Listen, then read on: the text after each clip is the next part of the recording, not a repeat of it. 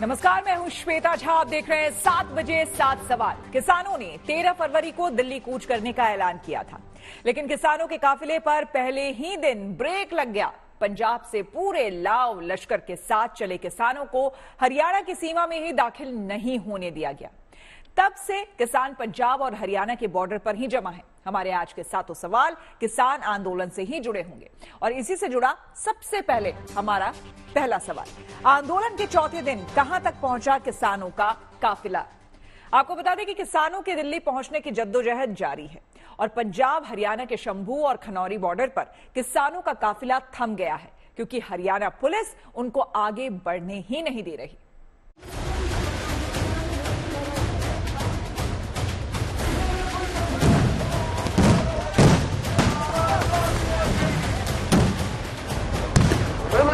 किसानों की दिल्ली कूच ऐलान के चौथे दिन भी किसानों के जत्थे को हरियाणा में दाखिल होने की इजाजत हरियाणा पुलिस ने नहीं दी। लिहाजा आज भी बॉर्डर पर किसानों और पुलिस फोर्स के बीच जबरदस्त तनाव बना रहा। हरियाणा और पंजाब का शंभू बॉर्डर तो आंदोलनकारी किसानों और पुलिस वालों के बीच आज भी जंग का मैदान बना रहा।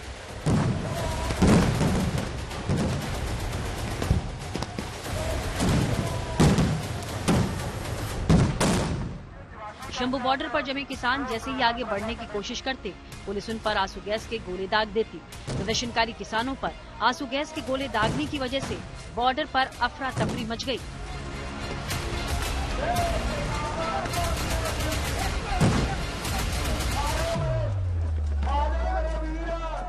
रुक रुक कर दागी जा रही आंसू गैस की वजह से प्रदर्शनकारी किसानों को आगे बढ़ने का मौका नहीं मिल रहा। इस वक्त मैं शंभू बॉर्डर पर मौजूद हूं और सीधे हम कोशिश करते हैं तस्वीरें दिखाने की। ये जो सामने की तरफ आप देखेंगे जहां पर किसान प्रोटेस्टर खड़े हैं और वहां पर अब फिर से एक बार देखिए धमाकों की जो आवाज आपको आ रही है, यहाँ पर फिर से आंसू गैस के जो गोले हैं वो छोड़े जा रहे हैं। जाहिर सी बात है किसान जो प्रोटेस्टर हैं वो जैसे ही आगे बढ़ते हैं आंसू गैस के गोले जो है वो छोड़ दिए जाते हैं। इधर हरियाणा पुलिस ने दावा किया है कि आंदोलन की आड़ में उपद्रवियों के द्वारा शंभू बैरियर पर उत्पात मचाया जा रहा है। अंबाला पुलिस ने भीड़ द्वारा पुलिस पर की जा रही पत्थरबाजी के वीडियो को सोशल मीडिया पर पोस्ट कर दावा किया है कि इस पत्थरबाजी में पुलिस के 18 और पैरामिलिट्री के 7 जवान जख्मी हुए हैं। शंभू बॉर्डर पर किसानों और पुलिस के बीच 13 फरवरी की दोपहर से ऐसी ही स्थिति बनी हुई है। किसान ट्रैक्टर पर लाव लश्कर के साथ इस बॉर्डर से आगे बढ़ने की कोशिश करते हैं, लेकिन पुलिस ने हाईवे को सील कर दिया है और वो प्रदर्शनकारियों को आगे बढ़ने नहीं दे रही। एक्चुअल ग्राउंड जीरो की तस्वीर है कि ये पुलिया यहाँ से शुरू होती है। दोनों तरफ बीते 4 दिन से इसी तरह से हरियाणा पुलिस के जवान, रैपिड एक्शन फोर्स के जवान एकदम एक्शन मोड में यहाँ पर मौजूद रहते हैं और जैसे ही कोई मूवमेंट होती है जो बकायदा आंसू गैस के गोले हैं वो छोड़ दिए जाते हैं। किसानों को आगे बढ़ने से रोकने के लिए शंभू बॉर्डर पर कंटीले तार लगाए गए हैं। जरा आप ये तस्वीर देखिए, दिखाइए अनिल जायसवाल कि किस तरीके से कांटों का तार है। ये एकदम एक्सक्लूसिव तस्वीर, एकदम बेहद करीब से हम दिखा रहे हैं। और पत्थर नीचे की तरफ, अगर नीचे की तरफ अनिल जायसवाल दिखाइए आप, यहाँ पर नीचे पूरा पथराव हो रखा है। पत्थर यहाँ पर पूरी तरफ से नीचे की तरफ बिखरा हुआ है। ऊपर हरियाणा पुलिस के जवान, रैपिड एक्शन फोर्स पुलिस के जवान वो मौजूद है, जबकि सामने की तरफ अगर यहाँ पर देखें तो पूरा कटीला तार है, पथराव है। और अगर यही पुलिया अगर क्रॉस कर देते हैं किसान तो हरियाणा बॉर्डर की तरफ वो पहुंच जाएंगे। प्रदर्शनकारियों और पुलिस के बीच शंभू बॉर्डर पर हो रही तकरार की वजह से यहाँ हालात तनावपूर्ण बने हुए हैं। प्रदर्शनकारी पीछे हटने को राजी नहीं हो रहे, जबकि हरियाणा पुलिस उन्हें आगे बढ़ने नहीं दे रही।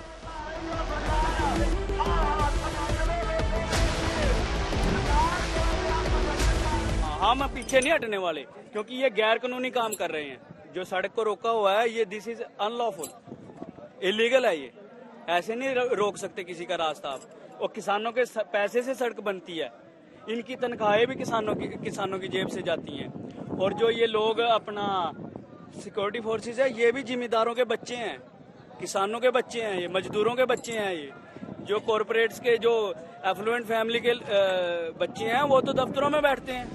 दिल्ली कूच के लिए अड़े किसान संगठन और सरकार के बीच अब तक 3 दौर की बातचीत हो चुकी है, लेकिन अभी भी दोनों पक्षों के बीच सहमति नहीं बन सकी है। ऐसे में जब तक दोनों पक्षों के बीच समझौता नहीं हो जाता है, तब तक बॉर्डर पर ऐसे ही हालात बने रहने की उम्मीद है और तब तक इसका खामियाजा आम लोग उठाने के लिए मजबूर होंगे। शंभू बॉर्डर से अरविंद ओझा और श्रेया चटर्जी के साथ bureau report, good news today. किसान संगठनों ने आज भारत बंद का कॉल दिया था। इस बंद का असर पूरे देश में तो नहीं हुआ, लेकिन कुछ राज्यों में जरूर इस बंद से जनजीवन अस्त व्यस्त रहा। हमारा दूसरा सवाल इसी से जुड़ा हुआ है और हमारा सवाल है कि किसान संगठनों के बंद के ऐलान का कहां-कहां दिखा असर। आंदोलन कर रहे किसान संगठन मुख्य रूप से पंजाब के हैं, तो इस बंद का सबसे ज्यादा असर भी पंजाब में ही देखने को मिला। हरियाणा के कुछ इलाकों में भी इस बंद का छिटपुट असर दिखा।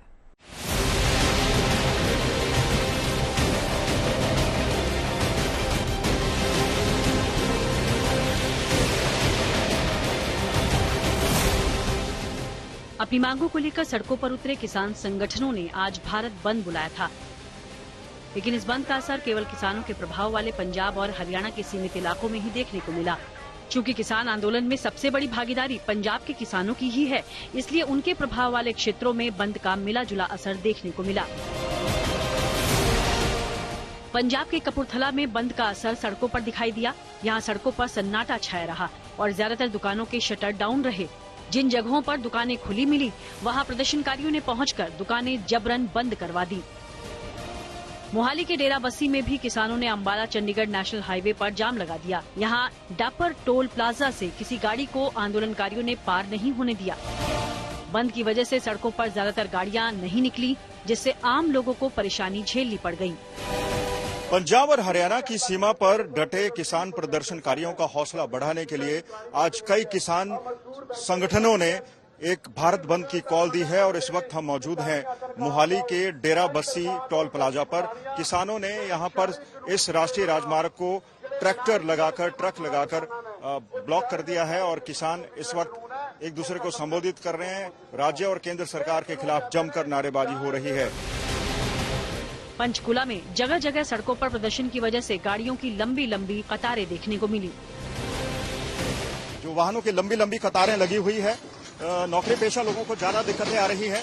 हालांकि वो निजी वाहनों का प्रयोग कर रहे हैं, लेकिन फिर भी ट्रैफिक जाम की समस्या है। और जो लोग बसों से यात्रा करते हैं, सरकारी दफ्तर में पहुंचते हैं, छात्र छात्राएं जो बसों का इस्तेमाल करते हुए अपने शिक्षण संस्थानों में पहुंचते हैं, आज वो मजबूर हैं छुट्टी करने के लिए, क्योंकि सार्वजनिक तौर पर चलने वाली बसें और निजी बसें सभी पूरी तरह से बंद है।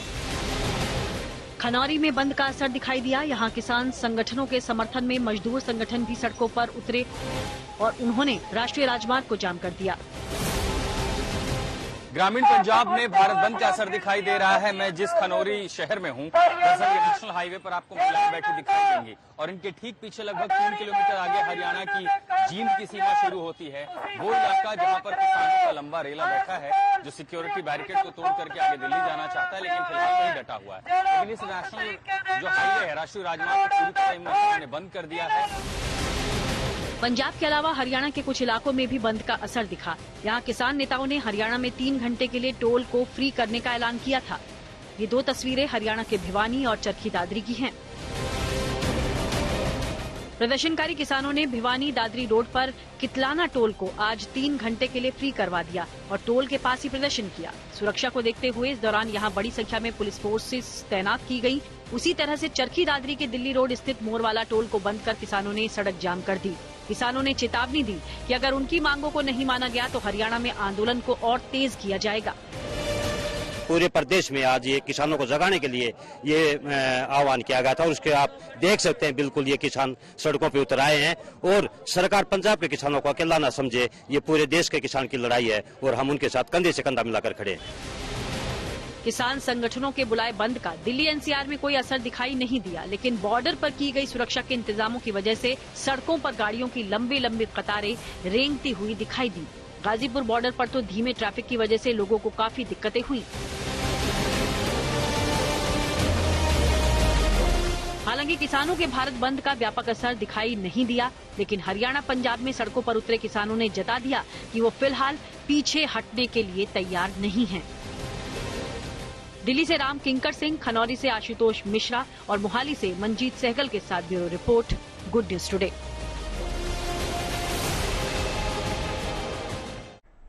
पिछली बार जब दिल्ली के बॉर्डर पर किसानों ने लंबा आंदोलन किया था, तब उस दौरान कई किसानों की जान प्रदर्शन के दौरान चली गई। इस बार भी आंदोलन के चौथे ही दिन एक बुजुर्ग किसान की मौत हो गई। हमारा तीसरा सवाल इसी से जुड़ा हुआ है और हमारा सवाल है कि आंदोलन के दौरान कैसे हुई बुजुर्ग किसान की मौत।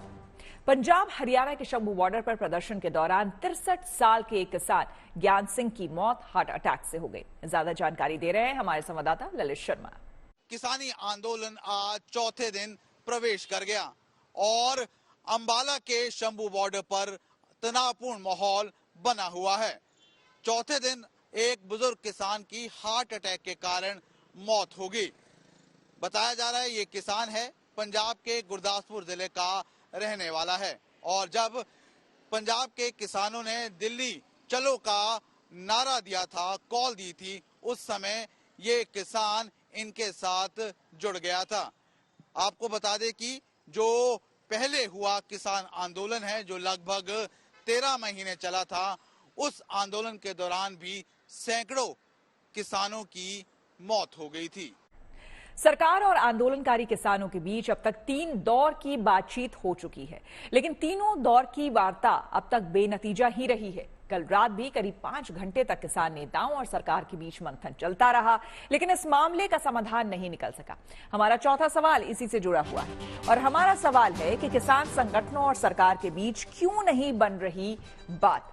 सरकार और किसानों के बीच लगभग सभी मामलों पर सहमति बन गई है, लेकिन पेच एमएसपी को लेकर फंस रहा है।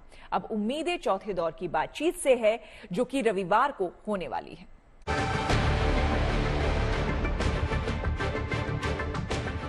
किसान संगठनों और सरकार के बीच गुरुवार को एक बार फिर से 5 घंटे की मैराथन बैठक हुई, लेकिन नतीजा पहले की तरह ही सिफर रहा। बड़ी उम्मीदों के साथ किसानों और केंद्रीय मंत्रियों के साथ पंजाब के मुख्यमंत्री भगवंत मान भी कल की बैठक में शामिल हुए, लेकिन किसी भी फैसले पर दोनों पक्ष नहीं पहुंच पाए। हालांकि एक बात खास रही कि दोनों पक्षों ने बातचीत को सकारात्मक बताया। किसान संगठनों ने जिन विषयों पर ध्यान आकृष्ट कराया है, संज्ञान में लेते हुए विस्तार पूर्वक चर्चा को हमने करते हुए अगली तिथि रविवार को शाम 6 बजे के लिए फिर से आगे की चर्चा को जारी रखेंगे। मीटिंग बहुत अच्छे माहौल में हुई है। मीटिंग के अंदर सभी विषयों पे बातचीत चर्चा हुई है। 15 फरवरी की रात 17 किसान नेताओं और सरकार के नुमाइंदे 3 मंत्रियों के बीच बातचीत से काफी उम्मीदें थी कि कोई रास्ता निकलेगा, लेकिन ऐसा हो न सका। करीब 5 घंटे तक दोनों पक्ष बातचीत की टेबल पर बैठे रहे, लेकिन आखिर में कोई हल नहीं निकल सका। यानी 15 फरवरी की बैठक भी बेनतीजा रही। 12 फरवरी की बैठक में भी कोई समाधान नहीं निकला। 8 फरवरी की बैठक भी बेअसर रही। भले ही सरकार बातचीत के सकारात्मक होने और सही दिशा में जाने का दम भर रही है, लेकिन फिलहाल किसानों का हरियाणा पंजाब के तीनों बॉर्डर पर जमे रहना तय है। इस बीच सरकार दूसरे माध्यमों से किसानों को मनाने की कोशिश जारी रख रही है। आंदोलन चलेगा, आंदोलन शांतिपूर्वक ढंग से उतने दिन चलेगा। किसी तरह की कोई छेड़छाड़ नहीं करेंगे, ना उधर से होगी ना इधर से होगी। हम अपने किसानों को भी अपील करेंगे आपके माध्यम से, और सरकार ने जिम्मेदारी ली है कि उधर से आपके ऊपर किसी तरह का भी कोई शेलिंग वगैरह नहीं होगी। और हम भी अपने सभी भाइयों को निवेदन। बातचीत की एक और तारीख के बाद किसानों का दिल्ली कूच थम गया। किसान अभी दिल्ली बॉर्डर पर डटे रहेंगे। हरियाणा पंजाब बॉर्डर पर सुरक्षा बनी रहेगी। 3 दौर की बैठकें आयोजित की जा चुकी है, जो बेनतीजा रही है, क्योंकि किसान इन मांगों को मनवाने पर अड़े हुए हैं, लेकिन सरकार कह रही है कि आप हमें समय दो ताकि इन फैसलों को कैबिनेट में या फिर संसद में पास किया जाए। लेकिन किसान संगठन अब अड़े पड़े हैं कि जब तक इन मांगों को नहीं माना जाता तब तक उनका प्रदर्शन जारी रहेगा। किसानों के आंदोलन को लेकर पंजाब और हरियाणा दोनों सरकारों का स्टैंड अलग अलग है। पंजाब की भगवंत मान सरकार हर तरह से किसानों का समर्थन कर रही है, जबकि हरियाणा की मनोहर लाल सरकार किसानों पर सख्त है। ऐसे में हमारा 5वां सवाल इसी से जुड़ा हुआ है और हमारा सवाल है कि किसान आंदोलन को लेकर क्यों हो रही 2 राज्यों में तकरार। तो आपको बता दें कि किसान आंदोलन कहीं ना कहीं 2 सरकारों के लिए तकरार का भी अब मोर्चा बनता दिख रहा है। उनका जो तरीका है उस तरीके पर ही आपत्ति है। दिल्ली जाने में आपत्ति नहीं है। आखिर ट्रांसपोर्ट, पब्लिक ट्रांसपोर्ट है, ट्रेन हैं या बसेज हैं या अपने वाहन है लोगों के, उसमें जाए। लेकिन ट्रैक्टर जो है it is not mode of transport. ये ट्रैक्टर जो होता है और जो इस प्रकार से उसकी तैयारी करके जाना, ये हमारा एग्रीकल्चर इम्प्लीमेंट है, तो किसानी के लिए है। तो किसानी के लिए वो जाते हैं तो किसानी का काम करें। ऐसा चैलेंज होता है, ये एक प्रकार का अब इसको शब्द देना ठीक मैं नहीं समझता, क्योंकि उनके मानस में ये बात आई है। मैं तो इतना ही कह सकता हूं कि लोकतांत्रिक तरीके से बातें होती हैं, सारी बैठ के बातचीत करनी चाहिए। बातचीत में बहुत विषय सुलझ जाते हैं। बेकसूर किसानों पे बीजेपी की, केंद्र सरकार की या हरियाणा सरकार की पुलिस गोलियां, लाठी, आंसू गैस की गोले छोड़ रही है पंजाब की टेरिटरी में, तो अगर वो कोई जख्मी हो जाता है तो उनकी मदद करनी चाहिए कि नहीं करनी चाहिए। किसी भी किसान भाई को कोई खरोंच भी आएगी तो हमारे हेल्थ मिनिस्टर से लेके नीचे तक का सारा पैराफर्नेलिया हेल्थ डिपार्टमेंट का उनकी सेवा में लगा हुआ है और लगा रहेगा। किसान आंदोलन का मामला पंजाब और हरियाणा हाईकोर्ट तक पहुंच गया है। हरियाणा सरकार ने प्रदर्शनकारी किसानों को हरियाणा में दाखिल नहीं होने देने की वजह का खुलासा कोर्ट में किया। ऐसे में हमारा 6वां सवाल इसी से जुड़ा है। हमारा सवाल है कि आंदोलन पर हरियाणा सरकार ने हाईकोर्ट में क्या दलील दी। आपको बता दें, हरियाणा सरकार ने हाईकोर्ट में दावा किया कि किसान दिल्ली जाकर संसद का घेराव कर सकते हैं। इसके बारे में ज्यादा जानकारी दे रहे हैं हमारे संवाददाता ललित शर्मा। पंजाब की सीमा से लगते तमाम हरियाणा के बॉर्डर्स को पूरी तरह से हरियाणा पुलिस ने सील कर दिया गया है और इसी याचिका पर आज पंजाब और हरियाणा हाईकोर्ट पर सुनवाई हुई, जहां पर हरियाणा सरकार ने कहा है कि पिछली बार जो किसानी आंदोलन हुआ था उसमें किसानों ने संसद के घेराव का प्लान बनाया था और इसकी वजह से लॉ एंड ऑर्डर की समस्या खड़ी हो सकती है। फिलहाल आपको बता दें कि पंजाब के लगते तमाम बॉर्डर्स को हरियाणा सरकार ने सील कर दिया है और आज किसानी आंदोलन है वो 4थे दिन प्रवेश कर गया। किसानों के आंदोलन को विपक्षी दलों का पूरा साथ मिल रहा है। विपक्ष ने किसानों की सभी मांगों का समर्थन किया है। वहीं बीजेपी और सरकार इस मामले का हल निकालने के लिए बातचीत पर जोर दे रही है। इसी से जुड़ा हमारा 7वां और आखिरी सवाल है और हमारा सवाल है कि किसान आंदोलन के नाम पर चल रही सियासत के पीछे दरअसल क्या है। आइए आपको सुनवाते हैं इस मामले में क्या कह रहे हैं पक्ष विपक्ष के नेता। देखिए, कई तरह की बातें वो करते रहते हैं, हमको उस पर जाना नहीं है। मेरा स्पष्ट रूप से मानना है और मेरा समर्थन है और इस आंदोलन में हम आपके भागीदार हैं कि एमएसपी जो है आप लोगों को मिलना चाहिए, उससे कम कुछ नहीं होना चाहिए। देखिए, सरकार ने निमंत्रण दिया था किसान संगठनों से मिलने के लिए, वो आए, वार्ता भी बहुत अच्छी हुई और अगली वार्ता का समय भी रविवार का तय हुआ है। मुझे पूर्ण विश्वास है रविवार को भी अच्छे वातावरण में बातचीत होगी और इन मुद्दों के हल के लिए हम आगे बढ़ेंगे। तो इसी के साथ 7 बजे 7 सवाल में मेरे यानी श्वेता झा के साथ फिलहाल इतना ही। देश दुनिया की तमाम पॉजिटिव खबरों के लिए देखते रहिए गुड न्यूज टुडे।